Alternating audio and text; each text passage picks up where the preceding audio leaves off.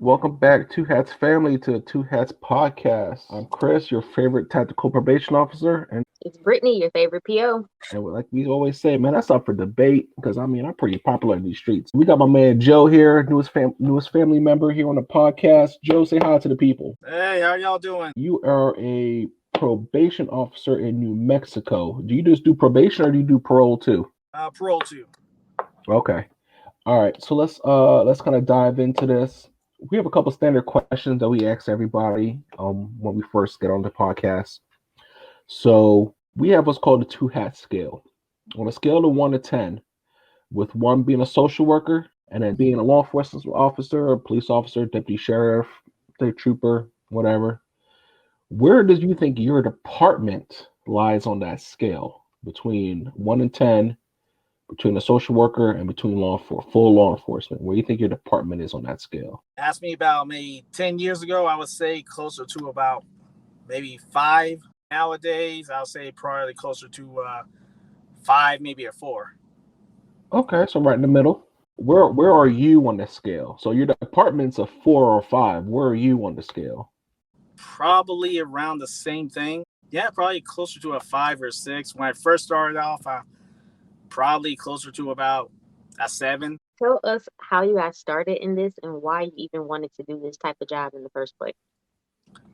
Well, didn't want to do the job in the first place. Just kind of went along with it. I started out in the local jails in my city and the city next to us. And then from there, a homie of mine who worked with me said, hey, you should put in for PO and everything. They got opening. Yeah, lo and behold, they said, yeah, you a good fit. Ever since then, I've been here. And how long is ever since then? Probably about 8, going on 9 years now. And so what made you stay for this long? Like, what's keeping you there?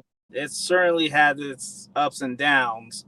Certainly days I thought maybe I should just, pick something else, go do something else, whatever. Then there's those days where it feels like you're making a difference. It feels like I actually helped this person. This person actually got through their treatment. This person I had to send to jail, got out, got their life together, came back even and said, hey, thanks for doing this and being hard with me and working with me. I want to say it's probably times like that really made me think like, maybe this is where I belong. Maybe I am doing something in, a couple people's lives.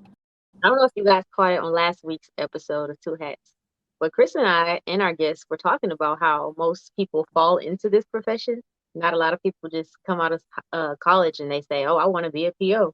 So you're kind of like us. So kind of just fell into it some type of way. I guess so. Y'all had the same kind of experience in the jails and all that too? Oh, wait, no, I didn't do the jail. Look. Can't do it. I can't do it. When I got out of college, I was working at a bank. I was a teller manager. So, I was in charge of all the money in the bank, and I was in charge of the tellers. And then, Chris, you can't go and get all the deep because he didn't listen to the full episode last week. So, Joe, we kind of salty with you right now. Yeah, you got to catch up. We got some homework to do, man. Yeah, to me, it was like my boy was a PO, and kind of seeing him and talking to him about the job, it kind of got me interested. And then I left the bank and went to being a counselor at a reform school for delinquent juveniles, and then from there I became a PO. So a little bit of a different path, but we all ended up in the same place. But definitely, Brittany was right. Like we haven't met anybody that said this is what they wanted to do. Everyone kind of just fell into it. Tell us how was the hiring process going from working in the jail to getting in with probation and parole in New Mexico? And do you need a college degree? Okay, well, first off, back whenever I applied and everything, you needed a bachelor's degree. They had now they changed the standards. Bachelor's degree or law enforcement, military, corrections experience. Now they changed it to a associate's degree and 2 years experience. I want to say it took maybe close to about maybe 6 months or so. But my supervisor at the time really worked with me and helped me through the whole process, though. 6 months? I want to say, yeah, at the time. Now, though, I want to say it's definitely a lot more streamlined. Like how many people do you supervise at one time? Maybe 70-ish. Oh, okay, that's not bad. That's about what I got. That's not too bad.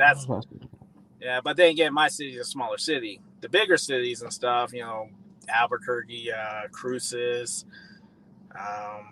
some of those ones, I mean, easily they could have caseloads up to 100 or so. How has things changed post-COVID? Have you noticed any differences? Is your department doing anything differently?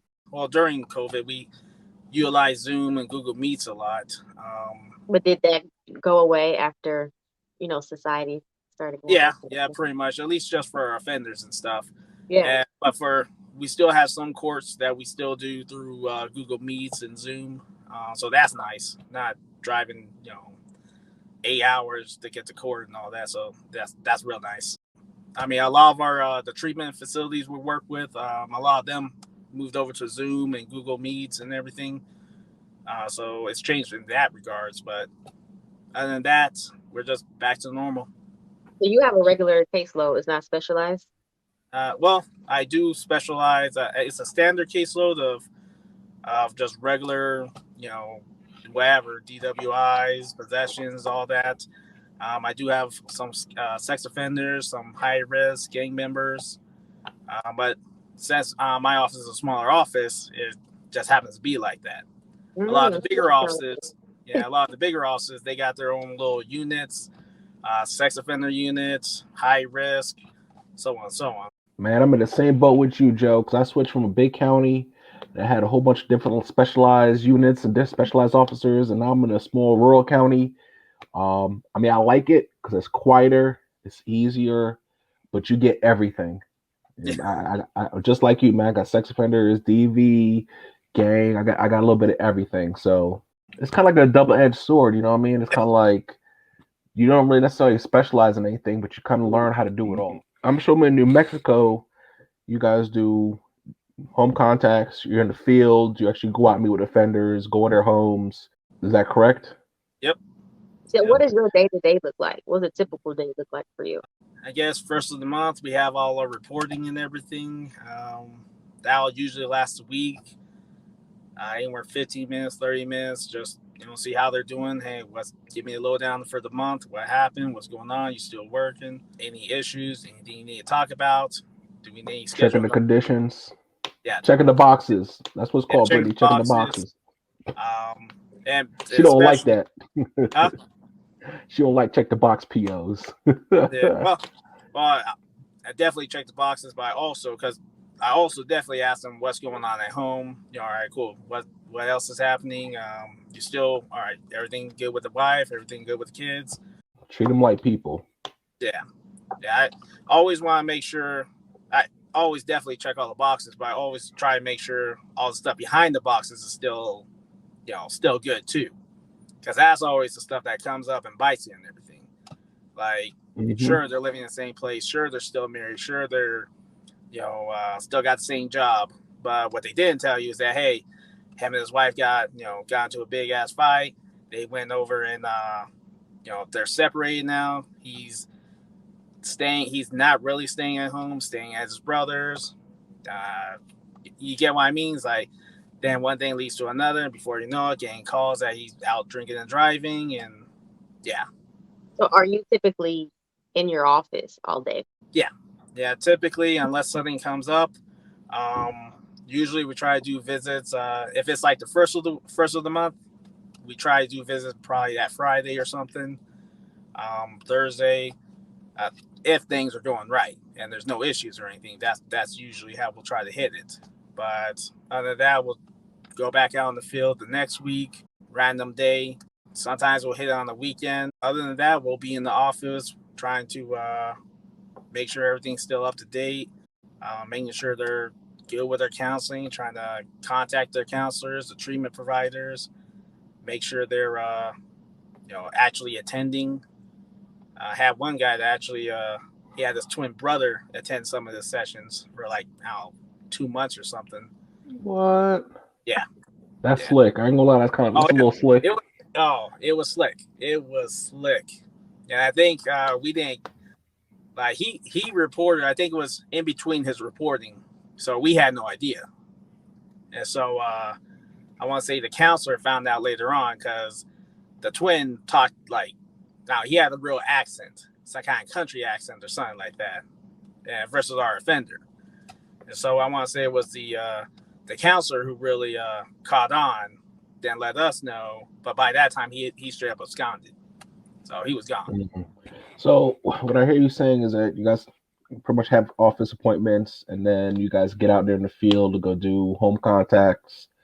You guys do searches. Yeah.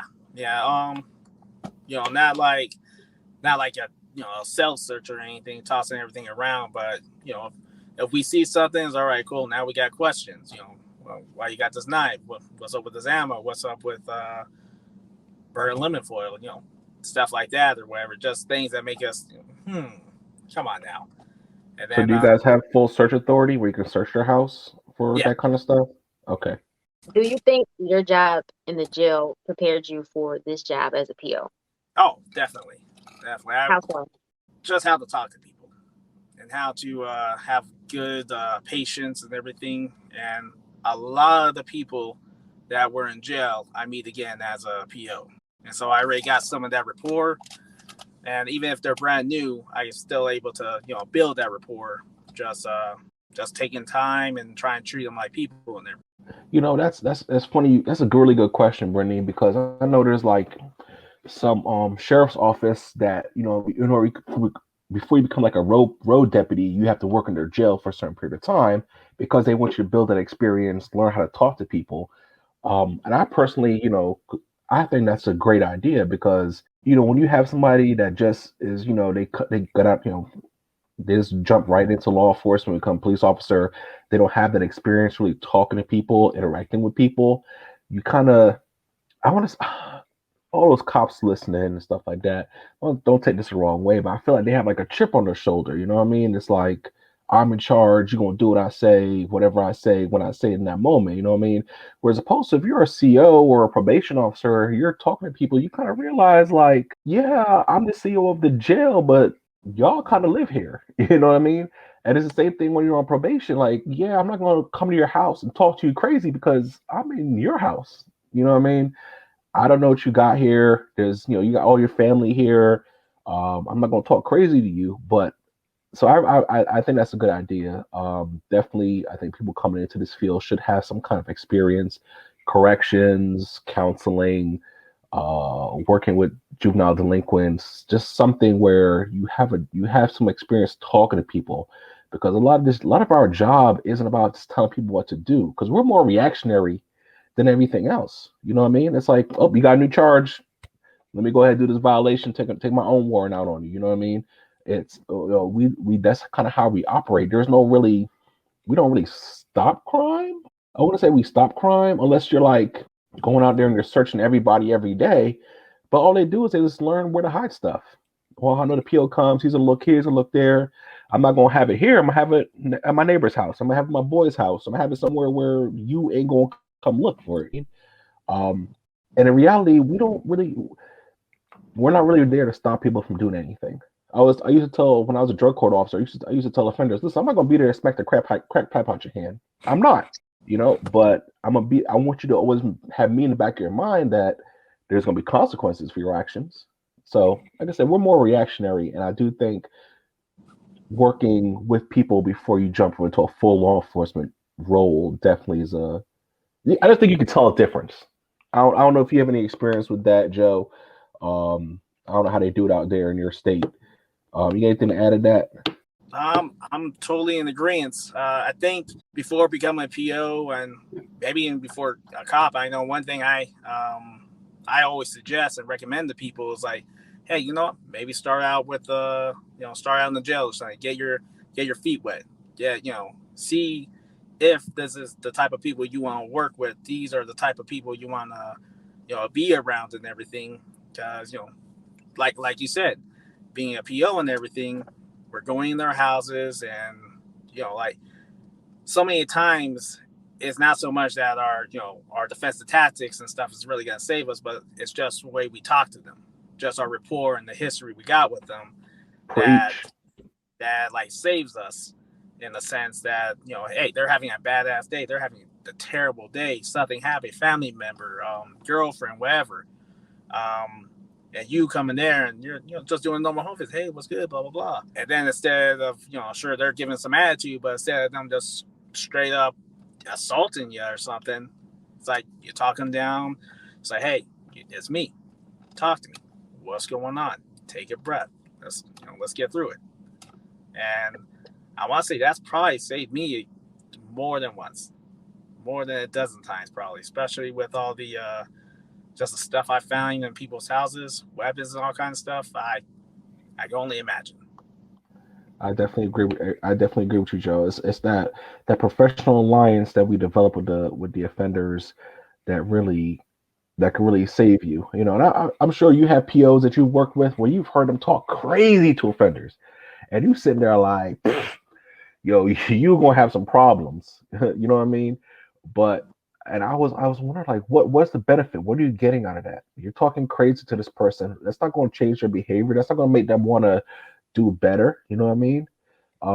There's no point to be sitting in the office yelling at an offender. Like, what's that going to do? So I definitely appreciate everything you're saying. Let's kind of go back to the beginning. So how was you had a 6-month interview process before you got hired? What was do you guys have like a training academy you go to? 8-week or 6-week academy.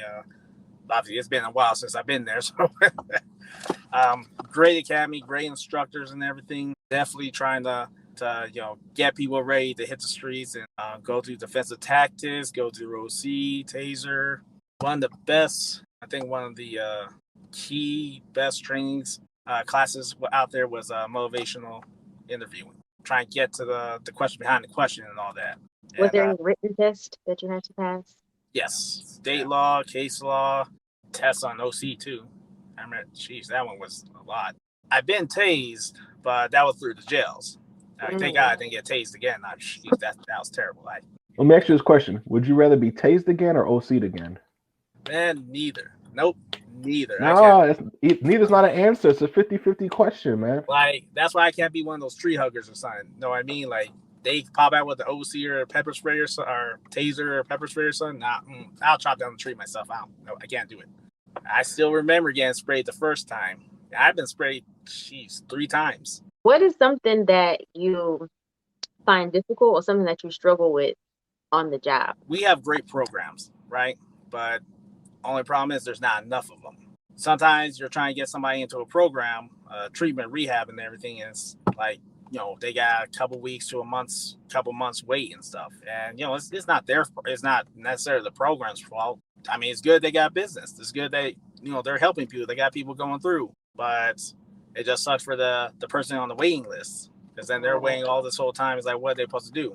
All right, well, they got luckily we got great local resources too, but it's just not that, up to that inpatient and everything, unfortunately. So do you guys carry firearms in New Mexico? We do. Not everybody comes through the academy with a firearm and everything. We have a certain amount of time before you're able to qualify for the firearm class. Oh, so it's not part of the academy? No. Well, it's still through the academy, but yeah. What's the thinking behind that? I really couldn't say. I'm not sure of that part exactly. Is it optional, or you just don't do it in the academy?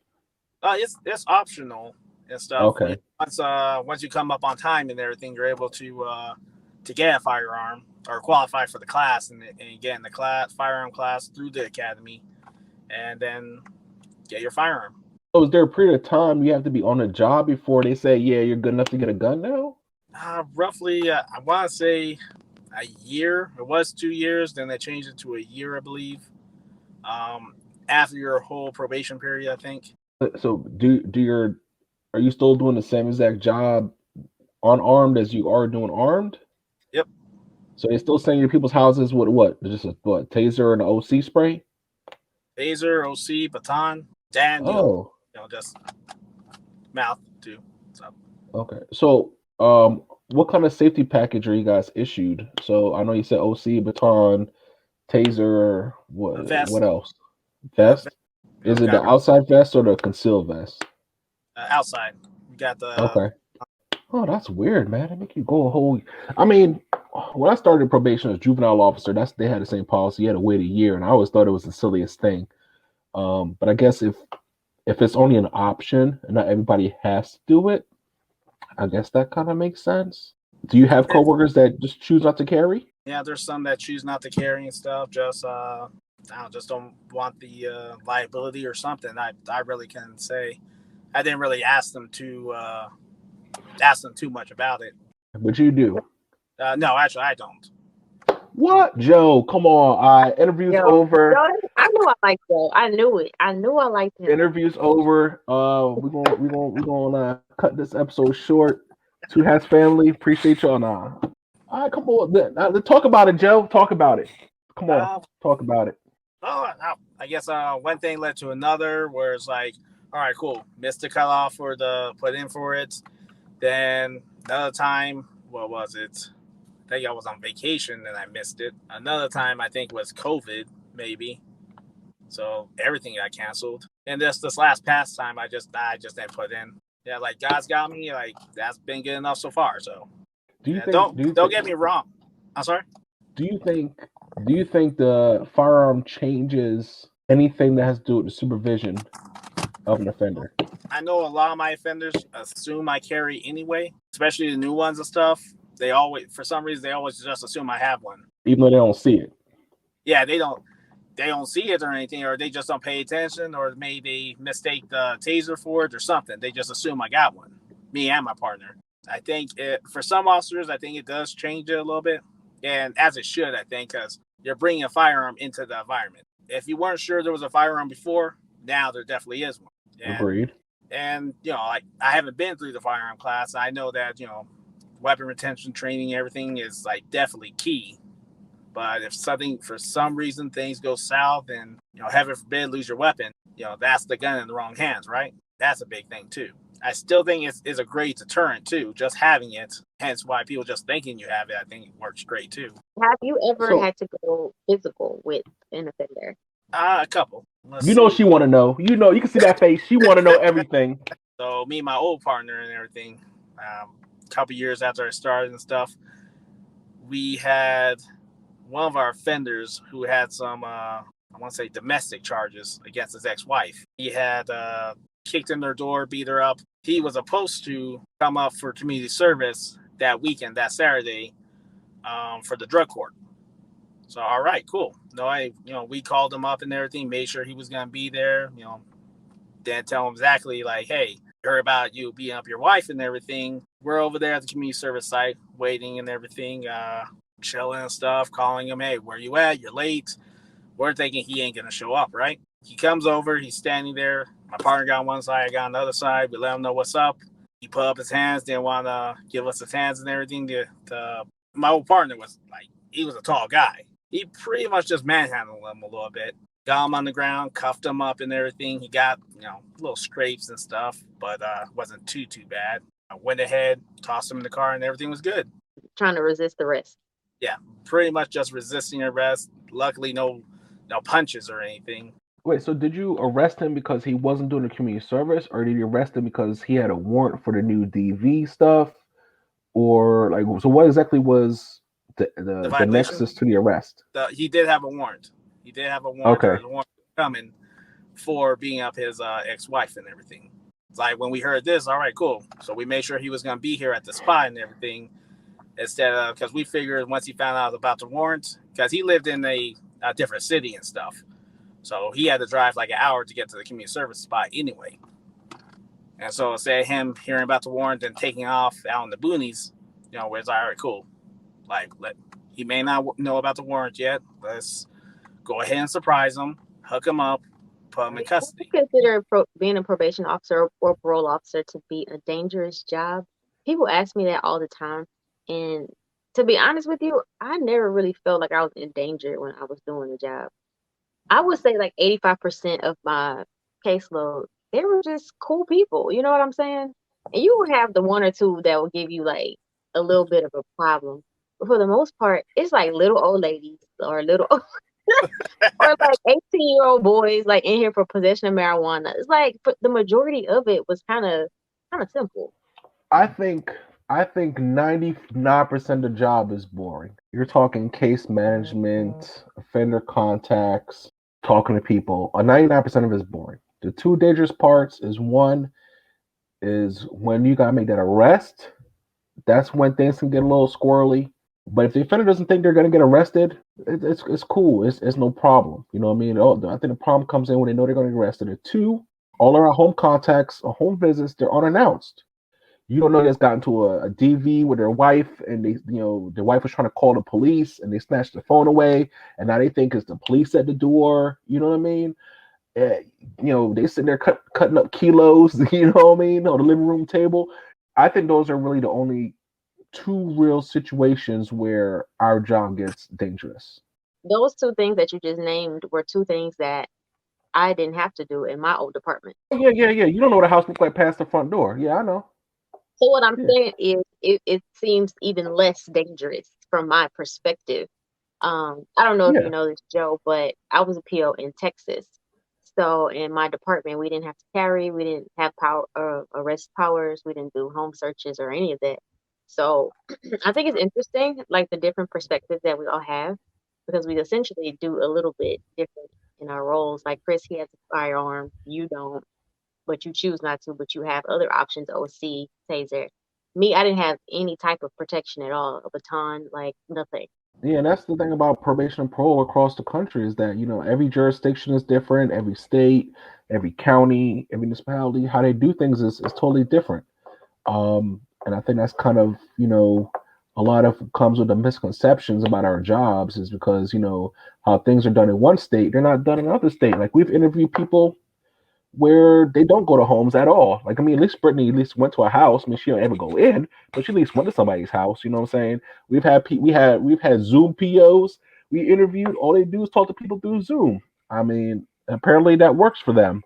We have people that have different mixes. Where you have arrest powers, but you don't carry a firearm. We've had people when we interviewed the associate director of CSOSA where they ain't got nothing. They go with the police.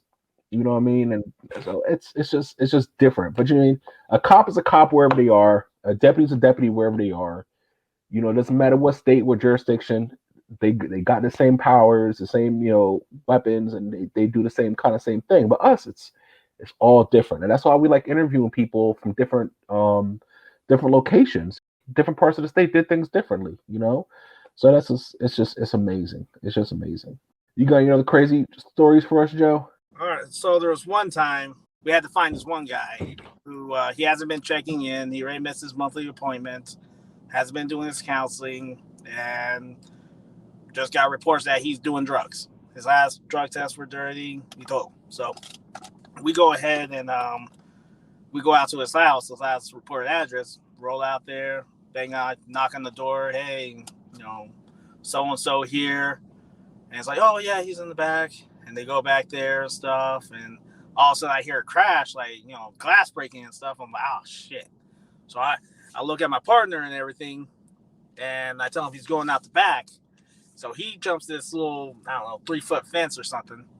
And I get like, what was going through my mind the whole time when I was looking at that fence is like, damn, I can't biff on this fence. I can't jump that fence, then miss it, catch my foot, fall on the ground on my face. I don't know how I'm going to save myself then. But that went through my mind the whole time, right? So luckily I make it over the fence. And so my partner's already down the alley chasing them and stuff. So I'm like, oh, crap, no, I'm going to get the car. I run back, get in the car, and I'm parallel with the alley and everything, just going down the street and stuff. They go ahead and go down a perpendicular street, and I'm right there on the tail and stuff. The offender falls down or trips or something. He's on the ground, falls on the ground. My partner's right there, got the taser on him and everything. Hey, turn around, cuff up, all that stuff. Once he turns around, his back's all bloody, his feet are all bloody. He was running so fast, his shoes came off. Yeah, he just says, oh, I'm sorry. Crying and begging, like, I'm so sorry, forgive me. End up taking him to the hospital, get him checked out and stuff. That was a good time. So did he get any new charges or just a probation violation? Or like what was the violation? Like what exactly would you violate him for? I know it's definitely drugs, but I can't remember what else happened. Probably failing to report. Yeah, that's it. I'm there for home contact. You jumped out the window, so you failed to report for that home contact. Yep. I can write that up. I can articulate that. I know I've had so many of them too, where it's like they're doing all right for a little bit, then they screw up, do some, mess up with some drugs or something, or they miss their appointment day and everything, and it's not like I just instantly go throw a warrant and everything or a hold or anything. It's like, all right, cool. You know what? Let me call them up. Let me call the family. Let me see what's going on. Let me even just give him some time. Maybe he'll be in tomorrow. Maybe he'll, something. I'll try to give him a benefit of the doubt. What usually happens is, and this is what they tell me, is like, oh man, I just got on my head. I didn't report, and then I thought for sure you're gonna put me in jail and gonna do this and do that. And it's like, man, what? How many, like, you've had all these other violations? How many times have I worked with you? It takes more paperwork for me to do a violation and arrest you than it is just to reschedule your appointment. Come on, man. Ain't nobody trying to do more paperwork. Ain't nobody got time for all that. Right. All you gotta do is just call. Just call, man. It's cool. We'll work it out. You know what I'm saying? Because the contact still got to happen one way or the other. We find that a lot of people have misconceptions about what it is POs actually do. Do you experience some of the same things? Like, does your family know what you do? Your friends? For the most part, a lot of my friends are in either corrections or law enforcement anyway, so a lot of them know pretty much what's up. I'll admit there's some of them that overestimate our powers and abilities. How so? Like, they think, for one thing, they think we just arrest anybody just for any little thing. I mean, technically, any violation can end up being a revocation, but that's not the way we do things. It's like, we still give chances. All right, cool. You have this violation. You know what? Let's see what we can do. Are you doing your counseling? All right, cool. You're going to do this community service. You're going to do this, yada, yada.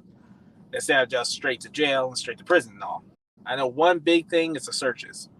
Like, for us, sure, we, if we have, if it's within our policy, we're searching the whole house. I know in the past and everything, luckily hasn't happened to me or anything, but no, in the past, there's been like some officers and stuff that like think, all right, hey, so-and-so is doing this, or so-and-so got that, stolen stuff, whatever. It's like, hey, how about we go over there and, search the house and stuff? It's like, well, hey, if I'll do a normal home visit and everything, I'm not just going to search the stuff willy-nilly. If I see something wrong and everything, all right, cool. Like, I'll do my stuff, but I'm not just going to search just because y'all want me to. That's happened like hella years ago. And I want to say the department got in trouble about that or something, or that office got in trouble. Now, if we find something, we'll bring y'all in and y'all can charge, or y'all can, secure the seat and go get your own search warrant. You know what I mean? Yeah, that's cool. Yeah. But, you can't be in here tossing the couch with us. Exactly. Right, yeah. right. Now, and of course, say for some reason my partner's not there that day or whatever, he's on vacation, whatever, then it's just me during, doing home visits. Then, yeah, I'll take law enforcement with me, whatever agency, state, deputies, PD, whatever, and we'll go do a home visit. And sure, if I find something, or say I see something that's, like, all right, this is weird, and I just, begin a search or anything, I'll just do it myself. Unless it's like, some crazy house or something. Maybe I might ask that agency's officer to give me a hand. Otherwise, it's just strictly us. We'll do our things. If I find anything, all right, cool. I'm going to back out, let them know. They can get their warrant, and we'll call it from there. How well do you guys work with local law enforcement? Very well. Our PD's great. Our deputies are great. State police, amazing. We work really well with all of them. DEA has come down a couple times. ATF like once. Marshals once. We try to keep real good rapport with, real good relationship. Do cops out night. Keep good relationship with them and the community. How well do they really understand what probation and parole is, what you can and can't do? Has it ever caused any kind of conflict? They're not really knowing what we do? Nah, pretty much everybody knows what we're about. They know, hey, when we're doing home visits, this is our show. If we find something, we'll pass it on to you. Yeah, that's pretty much it. Keep in contact with dispatch, let them know, hey, we're out doing home visits, so they'll let us something goes south or whatever, they definitely get some backup out there. So, with you guys being down there on the border, do you guys do any kind of like cartel stuff? Luckily, haven't really had to deal with a lot of, really cartel stuff. I know there's other offices, they get some offenders that they got ties. They handle it how they have to handle it. What kind of advice would you give to somebody that is A, looking to get into probation, especially in your state? Or what would you tell a new PO that just got out of the academy? What kind of advice would you have for them? Maybe start out in the jails, get your feet wet, figure out if this is really something you want to work out with. If these are the type of people you really want to work with. If not, go ahead and just you can still hop in. If you got the experience, you got the associate's degree, go ahead and apply. Have a good email. And definitely be patient. Working with people, and it's not just throwing people in jail, but you're working with people, trying to help them get through a tough time in their life. Make sure you're not in it just to get a power trip. Don't wear your badge on your heart. How is your work-life balance? I try to keep it balanced a bit. I mean, I spend time with the family and everything. Do you have to be on call? Because I never had to be on call. I never had to work a weekend unless I signed up for something extra. But do you have to do that in your agency? I do have a work phone I take home and stuff like that, just in case our after hours calls us, hey, so and so caught new charges, or so and so is breaking their curfew. They cut their GPS, anything like that. That might just be me because I don't like being surprised. I don't want to be, come back to work Monday and it's like, hey, all this happened. And I'm like, what? Like, I hate that feeling. I'd rather kind of know as soon as possible. Not married or anything, and no kids. What do you do off the clock, Joe? Usually I'll hit the gym, try to work out. I'll admit, lately it's been a little hit and miss. I do like to cook and stuff. Why are you not married? I just haven't found the right woman. So you're dating? Oh yeah, definitely dating. But yeah, no, just haven't found the right woman. So. Would you ever date a coworker? Or have you ever dated a coworker? I hope y'all can see. I mean, I wish y'all could see his face. Joe, she is writing your case plan right now. That's all you need to know. She's typing these narratives up about you. Man, you might. She gonna need a copy of your pay stub. At your next appointment, she need a copy of your pay stub. Wait, Mira. All right. So, I definitely want to date a coworker. Don't get me wrong. I definitely a lot of beautiful officers that work in the department, but definitely couldn't do it. That it gets too messy. I've seen it done before, other agencies and stuff. That's not for me. How can the ladies find you on social media, Joe? They can probably just find me. I assume you'll put me in the link or something like that. You could tag me. We got you. We got you. Hey, Joe, we thank you for coming on to the interview today. We thank you for being a Two Hats podcast family member. Definitely dropped a lot of knowledge on us. Definitely enjoyed the stories. I think that's what episode we need to do is try to get a bunch of our followers that are POs to give us some stories, and we can kind of maybe put them together, make one episode out of it. I think that'd be a really good idea. Everyone that's listening can find us on Anchor FM, Google Podcasts, Apple Podcasts, YouTube. Joe definitely has a bunch of episodes he needs to catch up on. You're right. I'm gonna do my homework. All right, yeah, get you some motivation. We have our Two Hats podcast Instagram page. Definitely give us a follow. We put a lot of questions on there, try to get some feedback. Again, I'm your host, Chris, the technical probation officer. If you'd like to be featured on an upcoming episode of Two Hats Podcast, please send us an email at twohatspodcast@gmail.com or shoot us a DM, Two Hats Podcast on Instagram. And of course, you can follow me, your favorite PO, across all social media platforms. And if you ladies are trying to get at Joe, you can hit us in our DM and we'll forward it to his. Until next time, everybody be safe out there in these streets.